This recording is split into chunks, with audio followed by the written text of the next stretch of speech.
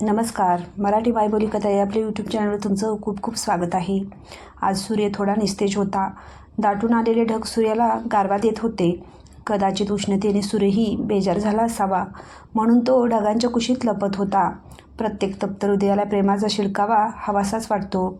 संजनालाही या प्रेमाच्या वर्षावात भिजायचं होतं.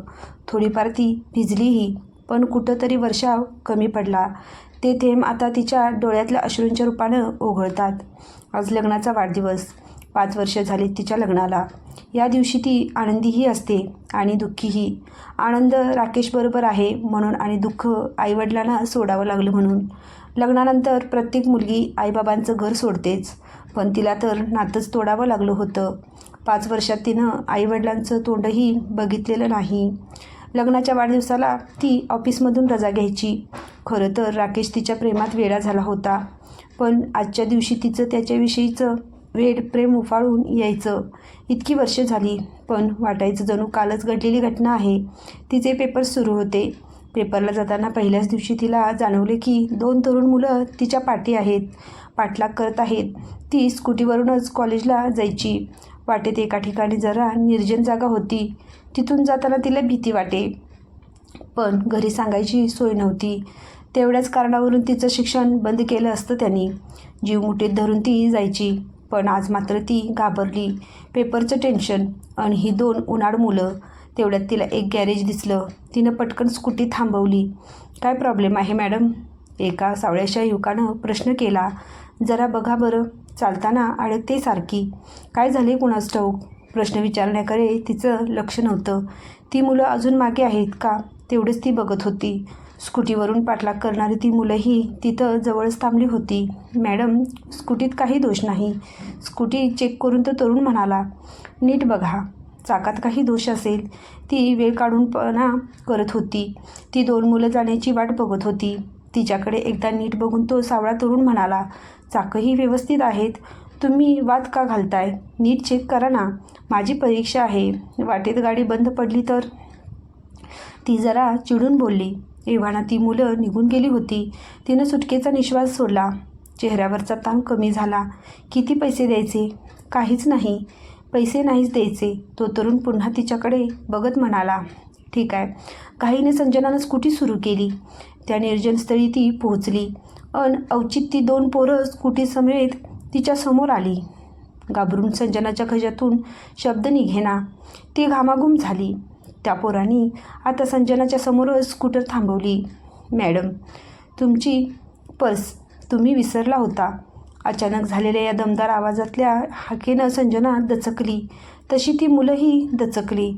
आवाजाचा मालकही चांगलाच मजबूत होता. त्याला बघताच त्या पोरांनी पोबारा केला. ती मुलं पळाली आणि भक्कम सोबत आहे म्हटल्यावर संजनाही सावरली. कशीबशी म्हणाली, पण मी पर्स काढलीच नव्हती. तुम्ही पैसे घेतले नाहीत ना? होय, मी खोटं बोललो. ती मुलं तुमच्या मागावर आहेत हे माझ्या लक्षात आलं होतं, म्हणूनच मी इथवर आलो. धन्यवाद, तुम्ही वाचवलंत मला. आता गप्पा नंतर. आधी लवकर चला, नाहीतर पेपरला उशीर होईल. तुम्हाला कसं कळलं माझा पेपर आहे ते? नंतर सगळं सांगतो. चला लवकर. त्यानं आपली स्कूटर सुरू केली. कॉलेजपर्यंत तो तिला सोडायला आला. परीक्षा संपेपर्यंत तो तरुण रोज तिला त्याच्या गॅरेजपासून संजनाच्या कॉलेजपर्यंत सोडून यायचा. तिनं काही म्हटलं नव्हतं. तोही काही बोलला नव्हता. पण जे काही होतं ते न बोलता दोघांना समजलं होतं. परीक्षेच्या धामधुमीत तिला इतर कुठं बघायला वेळही नव्हता. तिची परीक्षा संपली तसा वडिलांनी घरात फरमाना काढला की यापुढे संजनाचं शिक्षण बंद. आता हिचं लग्न करायचं. संजनानं शेवटचा पेपर दिला. त्याच संध्याकाळी ती त्या गॅरेजमध्ये पोहोचली. तोही बहुधा तिचीच वाट बघत होता. धन्यवाद. त्याच्याजवळ जाऊन ती म्हणाली. तुम्ही कुणाला धन्यवाद देताय? त्यानं हसून प्रश्न केला. तुम्हाला. कपाळावर आट्या घालून तिनं म्हटलं, धन्यवाद असे दिले जात नाहीत. तुम्ही माझं नावही घेतलं नाही आहे. हसत हसत त्यानं म्हटलं. त्याचं हसणं खरोखर मनमोहक होतं. हो सॉरी. ओशाळून संजनानं म्हटलं. तुमचं नाव काय आहे? राकेश. बरं तर राकेश, आता सांगा धन्यवाद कसे देतात? संजना थोडी सावरून म्हणाली. जवळच एक कॅफे आहे, तिथं कॉफी पिऊयात, गॅरेजच्या बाहेर येत त्यानं म्हटलं. संजना त्याच्याबरोबर चालू लागली. कॉफी घेताना प्रथमच तिनं लक्षपूर्वक त्याच्याकडे बघितलं. सावळा पण अत्यंत देखणा, रुबाबदार होता तो. स्वतःचं गॅरेज होतं, जे त्याने स्वबळावर उभं केलं होतं. घर अगदी साधारण होतं. घरी फक्त म्हातारी आई होती. संजना श्रीमंत घरातली होती. तिला 2 धाकट्या बहिणी होत्या. पुढे अभ्यास नाही म्हटल्यावर संजना रोज दुपारी राकेशच्या गॅरेजमध्ये वेळ घालवू लागली. दोघंही एकमेकांच्या प्रेमात पडली. लग्न करून एकत्र संसार करण्याची स्वप्न बघितली होती. तेवढ्यात बाबाने तिच्यासाठी एक स्थळ आणलं. संजना घाबरली. तिनं घरी राकेशबद्दल सांगितलं. वडील बिथरलेच. कसा मुलगा निवडला आहेस तू? रंगरूप नाही, शिक्षण नाही, पैसा नाही. आई लोकांकडे भांडी घासते. घर तर किती दळिद्री. काय बघितलंस तू? बाबा तो स्वभावाने खूप चांगला आहे, मान खाली घालून संजनानं सांगितलं. स्वभावाचं काय लोणचं घालायचं आहे? त्याच्या घरात तू एक दिवसही राहू शकणार नाहीस. बाबांचा राग शांत होत नव्हता. बाबा मी राहू शकेन, मी राहीन, हळू आवाजात पण ठामपणे संजना बोलली. हे सगळे सिनेमा नाटकातले संवाद आहेत, मला नको ऐकवूस. जग बघितलं मी. पैसा नसला की 2 दिवसात प्रेमाचे 12 वाजवतात. नाही बाबा, असं होणार नाही, मला खात्री आहे, संजनानं नम्रपणे सांगितलं. आईनं कसंबसं बाबांना शांत केलं. मग ते तिला समजवण्याच्या सुरात म्हणाले. हे बघ संजना, संसार असा होत नाही. आता तुला वाटते तू सर्व करू शकशील, पण ते इतकं सोपं नसतं. अगं तुझे महागडे ड्रेस, तुझ्या साजूक तुपातलं खाण्याच्या सवयी, हे सगळं त्याला पेलणार नाही. अगं तो गरीब आहे. श्रीमंत असता तरी तो हो म्हटलं असतं, शिकलेला असता तरी हो म्हटलं असतं. पण असं उघड्या डोळ्यांनी तुला दुःखाच्या खाईत कसा लोटू मी? तुझ्याहून धाकट्या 2 बहिणींची लग्न करायची आहेत. समाजातले लोक काय म्हणतील? बाबांचं म्हणणं बाप म्हणून बरोबर होतं, पण संजना आणि राकेशचं प्रेम त्याच्यापेक्षा वरच्या पातळीवर होतं. घरून लग्नाला परवानगी मिळणार नाही हे तर पक्कच होतं. पळून जाऊनच लग्न करावं लागलं. कपडे, दागिने, सामान सुमान यात संजनाला फारसा इंटरेस्ट नव्हता. तिला फक्त प्रेम हवं होतं आणि राकेश ते तिला भरभरून देत होता. पावसाचे थेंब पडू लागले होते. संजनानं दोन्ही हात पसरून उघड्या तळहातावर थेंब पडू दिले. तेवढ्यात पाठीमागून आलेल्या 2 हातांनी तिच्या मुठी मिटून टाकल्या. ते थेंब आता तिच्या मुठीत बंदिस्त झाले होते. राकेश कधी आलास? त्याच्याकडे वळून तिनं विचारलं. तिला बाहुपाशात घेत त्यानं म्हटलं. मी तर सकाळपासून इथंच आहे. चल, खोटं बोलतोस? त्याच्या छातीवर डोकं घुसळत तिनं म्हटलं. तुझ्या हृदयाला विचार ना, मी कशाला खोटं बोलू? संजना राकेशचा संसार सुखात चालला होता. राकेश तिला काही कमी पडू देत नव्हता. त्या घरात भौतिक समृद्धी नव्हती, पण मनाची श्रीमंती होती. नात्यातला गोडवा, आदर आणि परस्परावरील अपार विश्वास होता. एकदा संजना बँकेतून घरी परतत असताना तिची दृष्टी एका मुलीवर पडली. अरे, ही तर पूनम, तिची धाकटी बहीण. पूनमच्या गळ्यात मंगळसूत्र होतं, भांगात कुंकू होतं. तिनं हळूच तिच्या खांद्यावर हात ठेवला. तिनं वळून बघितलं. ताई, तिनं संजनाला मिठीच मारली. कशी आहेस पूनम? संजनाला एकदम भरून आलं. तू कशी आहेस ताई? किती वर्षांनी बघते तुला. घरी सगळे बरे आहेत ना? थोड्याशा संकोचानं संजनानं विचारलं. थांब, आधी त्या समोरच्या रेस्टॉरंटमध्ये जाऊन बसू, मग बोलूयात. पूनमनं संजनाला ओढतच तिथं नेलं. कॉफीची ऑर्डर देऊन पूनम बोलू लागली. घरी सगळे छान आहेत ताई. छोटीचीही लग्न झालं. सगळ्यांना तुझी खूप आठवण येते. कशाला खोटं बोलतेस? आईबाबांसाठी तर मी एक कलंकच ठरले ना. संजनाला एकदम रडू अनावर झालं. नाही ताई, तसं नाही आहे. पण एक खरं, तुझ्या निघून जाण्यानंतर आईबाबा खूप नाराज होते. आमचंही शिक्षण त्यांनी थांबवलं. ठीक आहे, जे व्हायचं ते होऊन गेलं. आता त्याचं काय? तू कशी आहेस? भाऊजी कसे आहेत? राकेशचा विषय निघता संजना एकदम आनंदली. राकेश खूप म्हणजे खूप चांगले आहेत, तिनं अभिमानानं सांगितलं. तुझ्यावर प्रेम करतात ना? तिच्याकडे रोखून बघत पूनमनं विचारलं. प्रेम? अगं त्यांचं सगळं आयुष्य, त्यांचा सगळा जीव माझ्यात आहे. खरोखरच ते फार चांगले आहेत. मी न बोलताच माझं मन जाणतात ते. त्यांनी मला शिक्षण पूर्ण करायला लावलं, सिव्हिल सर्व्हिसेसच्या परीक्षांना बसवलं. म्हणून तर आज बँकेत ऑफिसर म्हणून रुबाबात राहते. स्वतःचा छोटासा फ्लॅट घेतला आहे. सासूबाई पण फार चांगल्या होत्या. अगदी लेकीसारखंच वागवलं मला. 2 वर्षापूर्वी त्या वारल्या. अजून आयुष्यात काय हवं असतं पूनम? एक नवरा जो तुमचा मित्र, संरक्षक, प्रशंसक आहे, ज्यानं तुमच्या गुणदोषासंकट तुम्हाला स्वीकारले आणि जो तुमच्यावर भरभरून प्रेम करतो. मला असा नवरा मिळाला हे माझं मोठंच भाग्य आहे पूनम.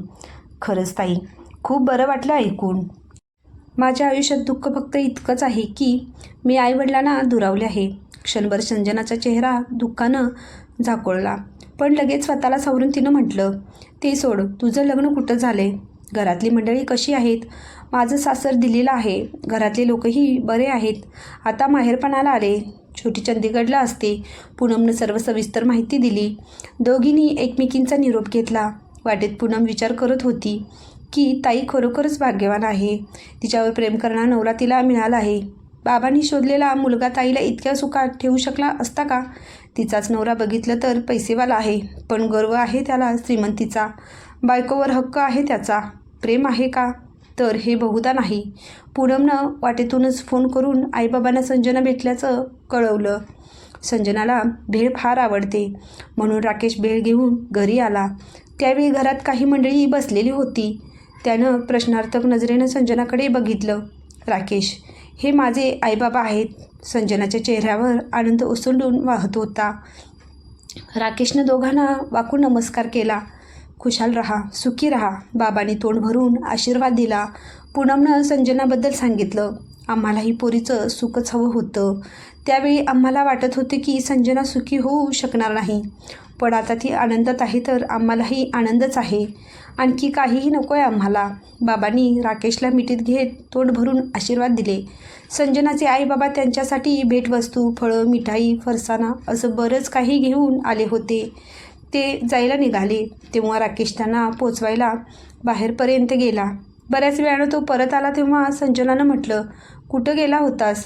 अगं, तुझं आवडतं चॉकलेट आणायला गेलो होतो. आज इतका आनंदाचा दिवस आहे, आनंद साजरा करायला नको का? तिच्या तोंडात चॉकलेट कोंबत त्यानं म्हटलं. काळ पुढे सरकत होता. तो कधी कुणासाठी थांबतो? मिठीतून वाळू निसटावी तसा भराभरा काळ पुढे सरकला. त्या दिवशी संजनाला ती आई होणार असल्याचं कळलं. ती अतीव आनंदानं डॉक्टरकडून रिपोर्ट घेऊन घरी परतली. राकेशसाठी हे सरप्राईज असणार. राकेशला किती आनंद होईल. त्याला तर आनंदानं रडूच येईल. येणाऱ्या बाळाबद्दल त्यानं किती प्लॅनिंग करून ठेवले. ती घरी पोहोचली तेव्हा राकेश घरात नव्हता. मात्र एक पत्र होतं, लिहून ठेवून गेला होता. कितीतरी वेळ ती पत्र वाचून सुन्न होऊन बसून राहिली होती.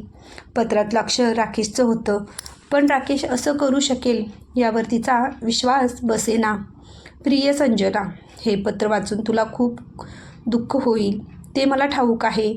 खरं तर मी तुला सोडून जाऊ शकत नाही, पण तरीही मी तुझ्याजवळ असणार आहे. तू प्रश्न विचारू नकोस. माझ्याकडे उत्तर नाही आहे. केव्हा येईन सांगता येत नाही, पण येईन हे त्रिवार सत्य. गॅरेज तुझ्या नावावर आहे. तिथं काम करणारी मुलं तुला सर्वतोपरी मदत करतील. घरही तुझ्याच नावावर आहे. तू माझं सर्वस्व आहेस. आपल्या बाळाची छान काळजी घे. स्वतःची काळजी घे. माझी काळजी करू नकोस. सुखात राहा, आनंदात राहा.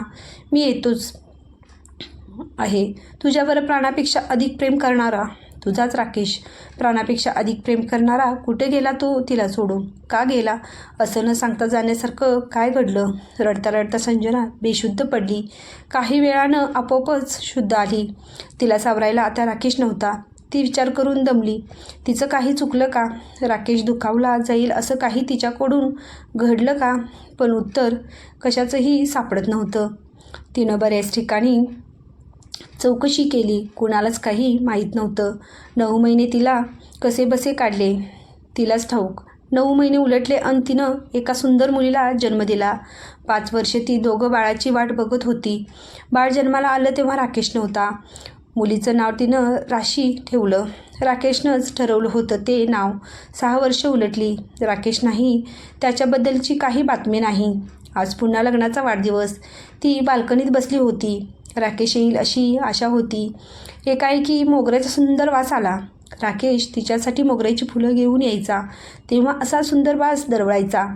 राकेश तिच्यासमोर खरोखरच हात पसरून उभा होता. ओंजळीतली फुलं त्यानं संजनावर उधळली आणि तिला जवळ घेण्यासाठी हात पसरले. कोण तू? मी तुला ओळखत नाही. संजना चेहऱ्यावरचं तेच लाघवी हास्य, डोळ्यात अश्रू आणि कातर स्वर. मेली संजना, इथं नाही राहत ती. संजनाला भावना आवरत नव्हत्या. राकेशनं तिला मिठीत घेतलं. प्रथम तिनं प्रतिकार केला आणि मग स्वतःच त्याला मिठी मारली. कुठे गेला होतास तू? दुबईला. तिचे अश्रू पुसून तो म्हणाला. दुबईला? कशाला? आश्चर्यानं तिनं विचारलं. पैसे मिळवायला. न सांगता निघून जाण्याजोगं काय घडलं होतं? मला तुला सुखात ठेवायचं होतं. सुखासाठी पैसे लागतात. मी कधी मागितले पैसे? कधीतरी तुला टोमणे मारली पैशावरून? मी तर तशीच सुखात होते. नाही संजना, माझ्या लक्षात आलं होतं की आईवडिलांकडे येणं जाणं सुरू झाल्यावर तुला आपली गरिबी जाणवू लागली होती. त्यांच्याकडून मिळणाऱ्या महागड्या भेटवस्तू घेताना तुला संकोच व्हायचा. कारण परत तेवढाच तोलामोलाचा आहेर आपण करू शकत नव्हतो. तुझ्या घरच्या कार्यक्रमांना जायला तू टाळाटाळ करायचीस. कारण तिथं सगळेच नातलग परिचित श्रीमंत असतात. मला वेळ नाही, जमणार नाही म्हणून तू टाळत असायचीस. हे सगळं मला कळत होतं. तुला आठवते आईनं दिलेली निळी साडी, ती 40,000ची? हो तीच. ती नेसून तू मला विचारलं होतंस कशी दिसतेस. खरं तर तू कायमच मला सुंदर दिसतेस. पण त्या दिवशी तुला मिठीत घेताना मला ती साडी बोचत होती. मला एकदम मी फार छोटा आहे, खुजा आहे अशी जाणीव झाली. अशी साडी आहे या परिस्थितीत मी तुला घेऊन देऊ शकत नाही, हेही मला समजलं आणि मी अस्वस्थ झालो. माझ्या संजनाला तिच्या नातलंगामध्ये ताठमानेनं कसं वावरता येईल याचा विचार करू लागलो. एक दिवस एका मित्रानं म्हटलं, तो मला दुबईला भरपूर पैसा देणारी नोकरी मिळवून देऊ शकतो. म्हणून मी दुबईला गेलो. तिथं मी भरपूर पैसा कमवला आहे संजना. आता तू तुझ्या नातलंगासमोर गर्वानं आपलं वैभव दाखवू शकशील. मोठा बंगला, झगमगीत गॅरेज, सगळं देईन तुला. अरे पण निदान मला सांगून जायचंस. सांगितलं असतं तर तू जाऊ दिलं असतंस. तू तर हेच म्हणाली असतीस, मी सुखी आहे, आनंदात आहे, मला काहीही नको आहे. पण मी तुला गेल्या काही वर्षात फार दुखवलं आहे. तू म्हणशील तू देशील ती शिक्षा भोगायला मी तयार आहे. फक्त मला क्षमा केली एवढंच. पण प्लीज संजना. त्यानं तिचे हात आपल्या हातात घट्ट धरून ठेवले होते. तेवढ्यात त्याचं लक्ष पॅरामीटरवर ठेवलेल्या फोटो फ्रेमकडे गेलं. त्यानं आश्चर्याने संजनाकडे बघितलं. माझी मुलगी आहे. संजनानं हात सोडवून घेत म्हटलं. नाही, आपली मुलगी आहे. त्यानं ठासून म्हटलं. राशी नाव ठेवलं ना हिचं? त्याच्या चेहऱ्यावरचं तेच मनमोहक हास्य होतं. तुला इतकी खात्री होती? संजनानंच आता आश्चर्याने विचारले. खरं तर माझ्यावर स्वतःवर माझा जेवढा विश्वास नाही आहे तेवढा तुझ्यावर आहे संजना. त्याने मिठीत घेतलं. खरोखर एकमेकावर असं प्रेम आत्मविश्वास किती लोकांच्या आयुष्यात त्यांच्या वाट्याला येतो. ही माझी कथा तुम्हाला कशी वाटली हे मला कमेंटमध्ये नक्की सांगा. आणि माझे चॅनल लाईक करा, शेअर करा, सबस्क्राईब करा. धन्यवाद.